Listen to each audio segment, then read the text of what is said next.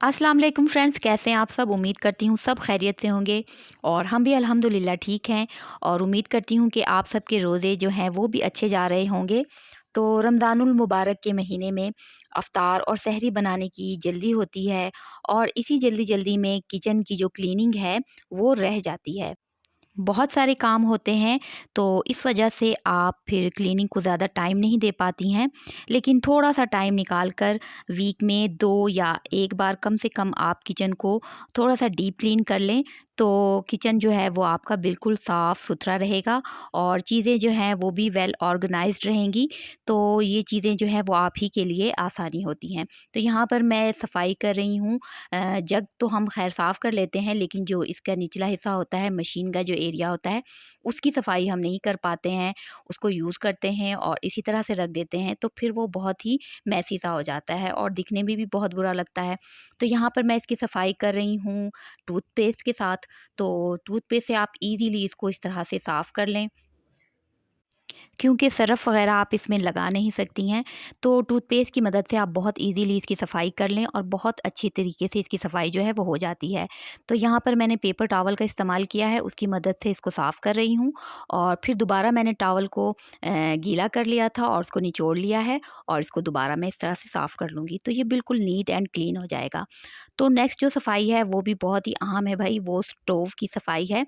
तो ये तो बहुत ही ज़रूरी होती है।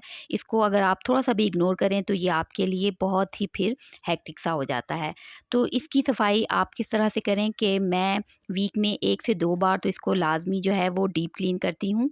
तो उसके लिए आपने क्या करना है कि बेकिंग सोडा इसके ऊपर आप इस तरह से आप फैला लें और साथ ही थोड़ा-सा इसमें आप लिक्विड सोप भी शामिल कर लें और हो सके तो इसको आप थोड़ा-सा टाइम दे दें।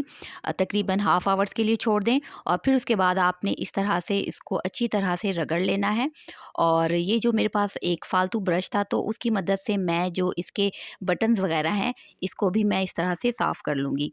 क्योंकि ये आप इसके ऊपर थोड़ा हार्ड चीज़ तो नहीं लगा सकती हैं, तो बस आप इसको थोड़ा-सा इस तरह से ब्रश वग़ैरह की मदद से आप इसको क्लीन कर लें। क्योंकि इसके जो नीचे का एरिया होता है उसको साफ़ करना भी बहुत ज़रूरी होता है। तो वो आप ब्रश की मदद से आप ईज़िली साफ़ कर सकती हैं। तो बस जी अब आपने क्या करना है कि बस किसी साफ़ कपड़े की मदद से इसको आप साफ़ कर लें और ये देखें किस तरह से जो है ये बिल्कुल नीट एंड क्लीन हो जाएगा।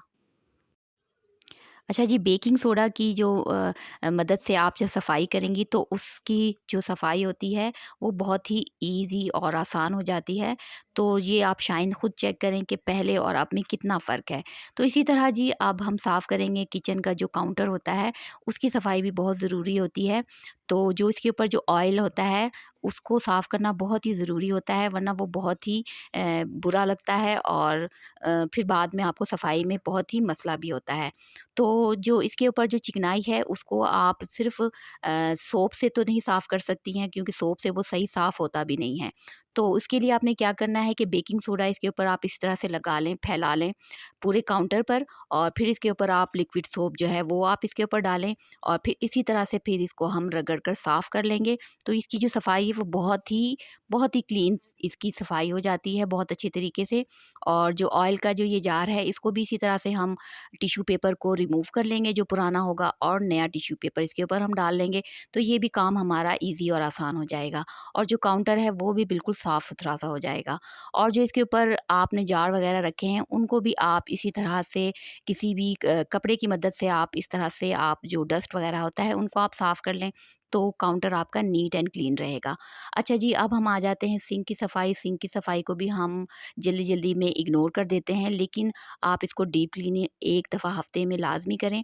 तो उसको भी आप इसी तरह से बेकिंग सोडा इसके ऊपर लगा लें और उसको फिर आप लिक्विड सोप इसके ऊपर लगाएँ और फिर अच्छी तरह से फिर इसको भी आप इस तरह से स्क्रबर की मदद से अच्छी तरह से इसको भी आप सफाई करें।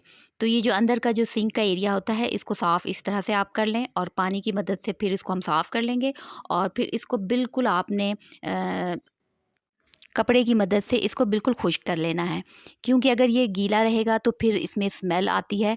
तो इसको जब आप रात के वक़्त जब आप इसको क्लीन कर रहे हों तो इसको आप लाज़मी किसी कपड़े की मदद से इसको चारों तरफ से बिल्कुल ड्राई कर दें। तो मैं यहाँ पर इसको इस तरह से ड्राई कर लूँगी और ड्राई करने के बाद आपने क्या करना है कि एक पतीले में पानी बॉईल कर लेना है और पानी को आपने बॉईल करके सिंक में आपने इसको डाल लेना है, ताकि अक्सर जो ड्रेन पाइप में चिकनाई वगैरह जम जाती है और उससे ब्लॉकेज हो जाती है, उसका मसला होता है, तो वो ना हो। तो अगर वीडियो पसंद आई हो तो इसे लाइक करें, शेयर करें और सब्सक्राइब कर लें मेरे चैनल को। अपना ख्याल रखें, मिलते हैं नेक्स्ट वीडियो में। अल्लाह हाफ़िज़।